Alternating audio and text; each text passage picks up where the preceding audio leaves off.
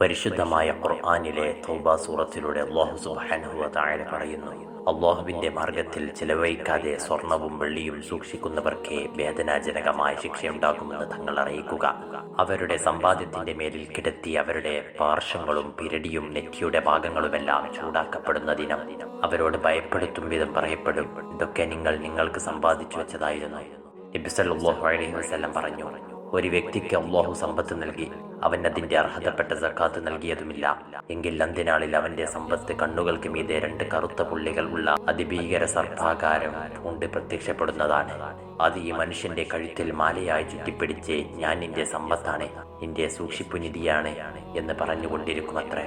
ശേഷം പ്രവാചകർ സല്ലല്ലാഹു അലൈഹി വസല്ലം ഖുർആനിൽ നിന്ന് താഴെ അർത്ഥം വരുന്ന വാചകം ഓതി, അല്ലാഹു നിങ്ങൾക്ക് നൽകിയ അനുഗ്രഹത്തിൽ നിന്ന് ചെലവ് ചെയ്യാൻ അമാന്തം കാണിക്കുന്നവർ തങ്ങൾക്ക് അത് നല്ലതാണെന്ന് ഒരിക്കലും ധരിക്കണ്ട. അവർക്ക് തീർത്തും ഉപദ്രവമായിരിക്കും അത്.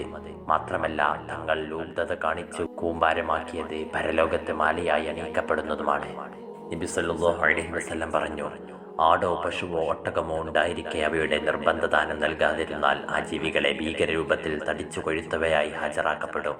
അവ ഈ മനുഷ്യനെ കുളമ്പുകൾ കൊണ്ട് ചവിട്ടിമതിക്കുകയും കൊമ്പുകൾ കൊണ്ട് കുത്തുകയും ചെയ്യും. ഓരോ കൂട്ടമായി വന്നുകൊണ്ടുള്ള ഈ ആക്രമണം ജനങ്ങൾക്കിടയിൽ വിധി തീർപ്പു സമയം വരെ തുടരുന്നതാണ്.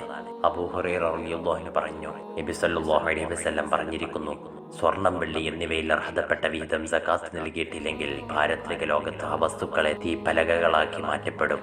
അതിന്റെ ഉടമസ്ഥനെ അതിന്റെ മീതെ കിടത്തി നരകാഗ്നിയിൽ ചൂടാക്കപ്പെടുകയും മുതുകും നെറ്റിയുടെ ഭാഗങ്ങളും കരിക്കപ്പെടുകയും ചെയ്യും.